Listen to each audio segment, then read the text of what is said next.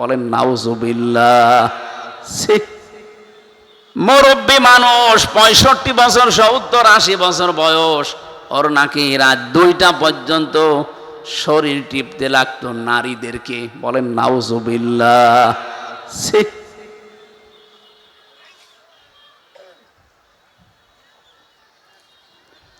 সবচাইতে বড় কলঙ্কিত অধ্যায় এই আয়না ঘরটা। আমি নিজে ছিলাম। মানুষ মানুষের উপরে এই আচরণ করতে পারে আমার বিশ্বাস হতো না।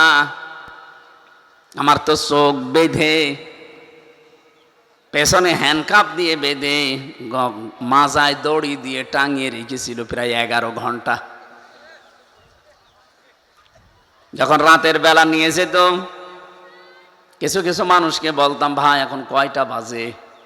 কারণ আমি জানি না যে এখন দিন না রাত। ওই নিস্তব্ধতা যখন নেমে আসতো বুঝতাম যে এখন মনে হয় রাত হয়েছে, কিন্তু কয়টা বাজে আমি জানি না।